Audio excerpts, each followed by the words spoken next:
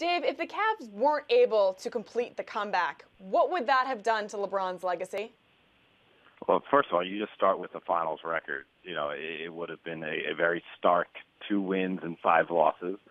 And his odds of perhaps winning it this year could have changed dramatically because they would not have kept the Cavs core together. I'm pretty confident had they lost in the NBA Finals, Kevin Love would have been traded, and who knows who that would have been for, perhaps a Carmelo Anthony, and there would be a completely different complexion to the team moving forward.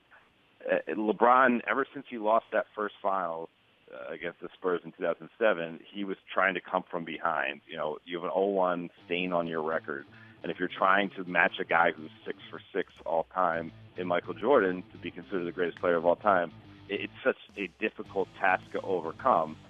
This, because it's such a unique story, because he was able to basically call his shot, say, I'm coming back to Cleveland, to a city that's never won, and I'm going to win it, and do it.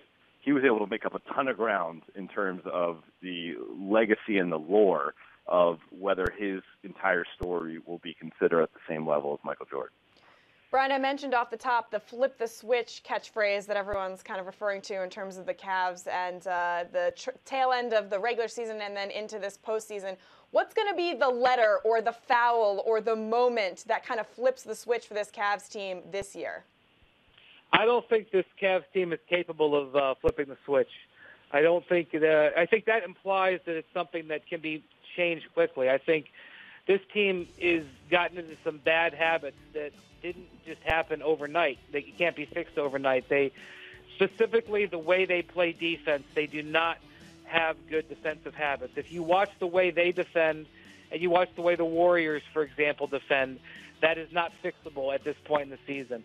One of the things that happens with this team is they get into scoring contests where they just try to outscore the opponent.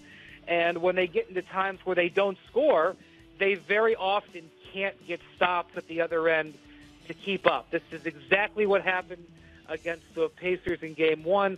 They played pretty good basketball for 3.5 quarters, and they really maintained a 5 to a 12-point lead.